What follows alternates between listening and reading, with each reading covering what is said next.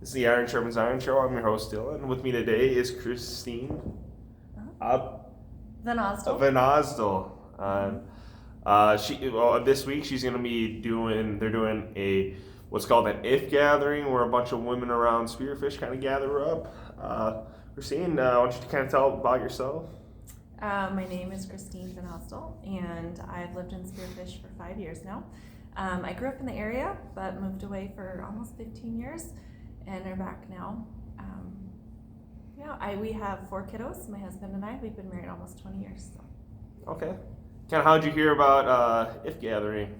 Back in 2014, a bunch of friends and I had different speakers that we had read their books and listened to some of their material, and they were gathering around or starting up this gathering where basically they wanted you to gather people in your area that you're doing life with and get together and be equipped. So we got super excited about it and I've hosted an IF gathering every year since 2014. So.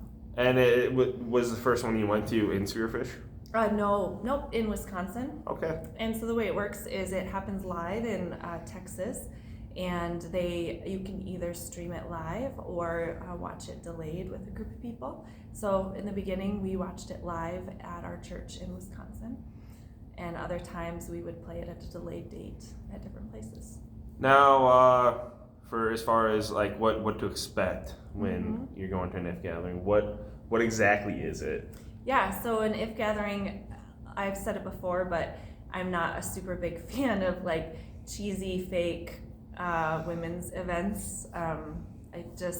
Not growing up in the church, they just kind of make me feel gross. So that's what I love about IF, is it's different. They are very passionate about creating an authentic space for women to come and gather.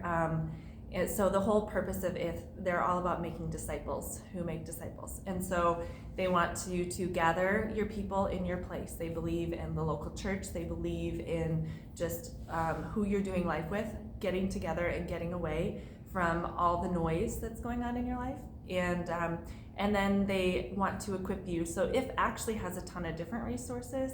They offer materials to do what they call like an IF table, where you get together once a month with people and you have a meal with some people and you share discussion. They equip you to do that. They have IF studies where they're daily, there's Bible studies, all sorts of things. And then the gathering, which is what we're talking about. And so it's a 2-day event, and we stream, there's worship, there's prayer, and then they bring in a ton of different speakers, and they give you time for conversation and to just have some time away from your life and listen to God and to be challenged. And then they want to send you out. So gather, equip, and unleash you to go live the life God has for you. So now, are you guys going to have your own worship? This year we're not. We've done it both ways. This year we'll be using their worship. They have just some really talented musicians. That is something down the road. We've done it before, and it's a wonderful thing. It's just different experience, but neither one better or worse. So we'll be gathering here at Spearfish Connection Church on April 1st and 2nd. It'll be a Friday night and then all day Saturday. Oh, wow. So what can women expect to, going in on Friday? Yeah, so Friday night we'll be here. Like I said, IF is all about being authentic and real and simple and low key. So we'll be sitting around tables, and they can expect, we're going to do some appetizers and drinks and stuff like that. We want you to feel a little bit pampered and like we know you're committing this amount of time to this event and getting away from your life. So some food, and then you can expect worship and teaching and conversation. And then when you come back Saturday morning, same thing kind of, but more. There'll be some snacks, breakfast, like light breakfast snacks, and we're doing a big lunch. It'll be catered, delicious big lunch and a lunch break. And then more snacks too in the afternoon, because we go till 3:30 or 4. Oh, wow. So, yep, there's teaching. And then there's also different times for time alone with God. We're going to just have some alone time where you can do whatever you want, journal, pray, whatever that looks like for you. There are breakout sessions. There's 3 different opportunities to listen to a specific teacher on a certain topic. So we know everyone has different things going on in life, so we chose 3 kind of different ones. You get to choose which one of those you want to go listen to. So is every if gathering, are they similar? Are they different? Yeah, so it's actually they call it an if local. Everyone, you can do it however you want. There's a ton of college students that host these little like if locals, and so you kind of have opportunity to do whatever you want with it. Some people make it a one-day event because they don't have as much time, and so they just show certain parts of the gathering. We're going to be showing pretty much the whole thing. So some people meet in living rooms and basements, college campuses. There's some that it's like 2,000 women show up at these big churches. Jeez. Yeah, so it looks very different. Now, so what's kind of like the history of the if gathering? Yeah, so it was founded by Jenny Allen, who felt like God was just calling her to help people understand what it's like to be a disciple of Jesus and then how to go and do that. She just wanted to put resources in the hands of people. They didn't want to bring people into a big conference center and then just like let it be a spiritual high that you're just left with. They wanted you to be on the ground doing things. So she just wanted to find ways to equip people in their places. So she gathered a bunch of different speakers and it just kind of grew from there. They went out on a prayer. They didn't have a budget and they didn't know how they were going to stream. This was way before streaming was like a popular, regular thing. And so they just there were some technical glitches as they figured it out. But So did they start prior to that day that you said earlier? 2014. Okay. Yeah. And then how did you find out about it? Yeah, well, my friends and I had just kind of heard the rumblings that it was going to be happening. We're like, hey, I think we should do this. And so I think we had 12 or 15 of us that got together and watched it. Like I said, I did it, one year we had over 100 women at an event. And then one time I was in a basement with two of my gals and we just one time it was just one friend and I locked ourselves in. I've done it with my daughter. So that's how I heard about it. And then what did you like about it? I know you said it's authentic. What do you mean by that? Yeah, it's just not fake. They're not just going to fluff you up. That's not going to be like empty phrases, like those trite Christian phrases or like empty teaching, or it's not just like a feel good. Actually, like a little bit, you're kind of like knocked down to the right level of like just real life. And they talk about real life. We're going to talk about like struggles people go through, suffering, what it's like to live in this culture, and then how to still engage it. So it just is very real on the ground feeling like you're sitting across coffee with somebody and just being vulnerable and open. And they're passionate about that. Like we don't have time to waste being fake or filled with emptiness. So let's just get to it is their thought. Okay, and as you guys, then I guess my question would be why is it they're specifically geared towards women, right? Yeah. Yep. It's a women event. What do you mean? Why? I mean, I guess why is that? Why is it just geared? Is it geared towards women specifically? Yep. They've had a lot of interest in having something similar for men. But they just haven't had leaders come up and start organizing it. So Jenny Allen is sticking with her personal sphere of influence, and that's the way it's looked. So it's geared toward a Christian woman's experience in the sense of like speaking to all the different parts of it, whether you're married or single, old or young. So is there an age limit to where you would say you'd be too young? They never were really clear on that before. My daughter came when she was 10. Okay. She only listened to part of it with her friend, but they say 14 plus is kind of what to think about. None of the content is like inappropriate necessarily. It's just, can you sit through a day and a half conference type thing, and is it going to be something that you get, So then, did your daughter actually get anything out of it when she was? Yeah, she loved it. Like she was just challenged, and like it started lots of good conversations for us and for her and her friend. So yeah, it was a cool experience. So if other women were wanting to like do what you did, like kind of start what advice would you give them?